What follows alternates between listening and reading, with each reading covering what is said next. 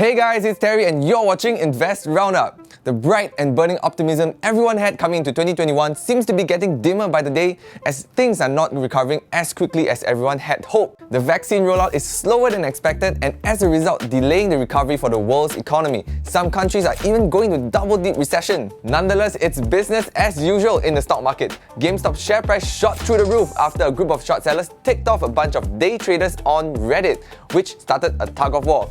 Google may soon be pulling its search engine out from Australia after the government's recent announcement. And Netflix gave investors a big surprise last week. So let's get into this week's news. Disclaimer! Whatever stock or news we talk about is not a recommendation to buy or to sell.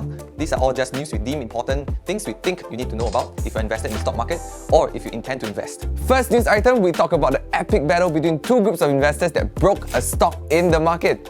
Be warned, what I'm about to share with you is some crazy ass shit.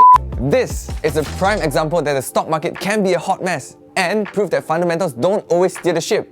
Anyway, by now, you avid gamers out there would know what or who GameStop is, and if you spend some time on the news or forums, you would know that these guys are going on a major rally right now in the stock market. Seriously, you've got to see this.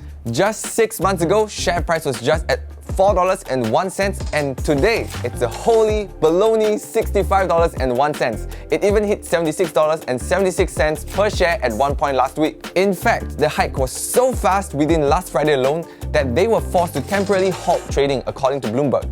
But what happened? Here's what. Early last year, GameStop was, well, let's say they were not having a good year to begin with.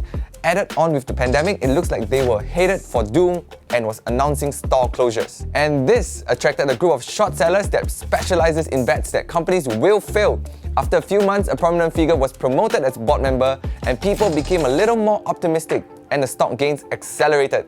But the real kicker came just very recently. A group of day traders on Reddit called Wall Street Bets recently had a clash with the short sellers I mentioned earlier. I'm not going to go into detail, but the short version is this. Team Reddit wants the share price to go up so they can profit, and Team Short Sellers wants the price to go down so they can profit.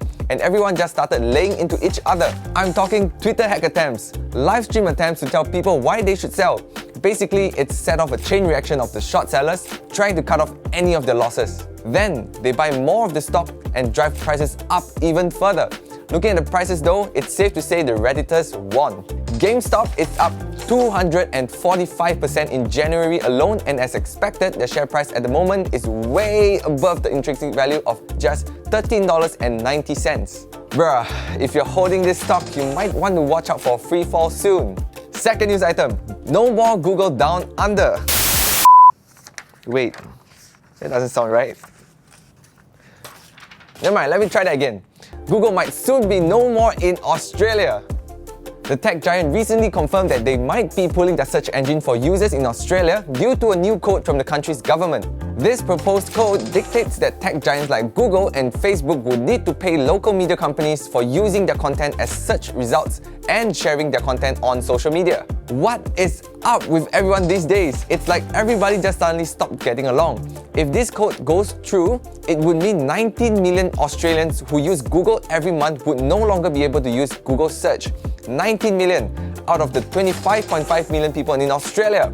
And even though Google hasn't said anything yet, people are already worried they might also pull Google Maps, Gmail and Google Docs. If you're watching this from the land down under, good luck mate. Google delivered the ultimatum to the government last Friday saying it would not be viable to continue offering search in Australia if the code goes ahead. But withdrawing their services from Australia will also be the last thing they want. An Australian non-profit, however, calls Google a bully, while Australian Prime Minister Scott Morrison said that the government would not respond to threats. Hate to break it to you guys, but this just sounds like a game of who needs who more. Let's face the hard truth here though, it won't be the hardest thing for Google to execute this. In 2010, they shut down the Chinese operations after being targeted for a cyber attack from within the country. And in 2014, they removed Google News from Spain after the government passed the copyright law. One thing I think we can all agree on for sure, Google have a lot on their plate right now. Their lawsuit in the US is far from over. A few more are expected to come up and they recently requested for the lawsuit to be moved to California. All I can say is, good luck and Godspeed. Speaking of investing, we invested in some new equipment for you guys. New lights, new cameras, but the same presenter unfortunately. But that's no excuse not to subscribe, so smash that subscribe button right now so we can get on to the next news item. And finally, we look at how Netflix broke the record with their latest financial results. This just in. Netflix is here to prove us all wrong. Just 2 weeks ago, we were talking about Roku, the online streaming platform that looked about ready to kick Netflix in the butt after it was crowned winner of the streaming wars by an analyst. Little did we know that Netflix was just waiting in the background, waiting to pounce with their latest financial results. The shares increased by 15% within last week after their latest earnings were released and adding another $34 billion to their market cap. The video streaming service added 37 million paid subscribers in just year 2020 and boosted its global members by 22% overall.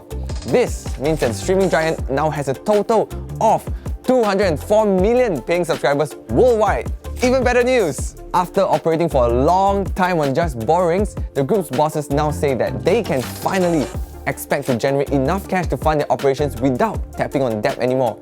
In fact, they even expect to generate enough cash to potentially fund share buybacks. This is like finally earning enough to pay off all your student loans and get a car. The annual revenue for Netflix have increased by 24%, and according to them, it is thanks to series like The Queen's Gambit, Bridgerton, and Season 4 of The Crown, while everyone was trapped in lockdown. Moving forward though, Netflix projected it will add 6 million new subscribers in the first quarter of 2021. When asked about their strategy to do this, they said, "Our strategy is simple. If we continue to improve Netflix every day to better delight our members, we can be their first choice for streaming entertainment."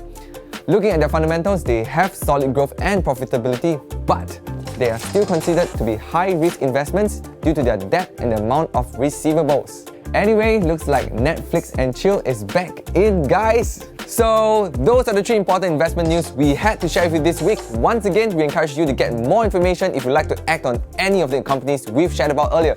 Comment below and tell us what you'd like to see on the next Invest Roundup, and share this video with your friends, especially those who are vested in the stock market. See you next week!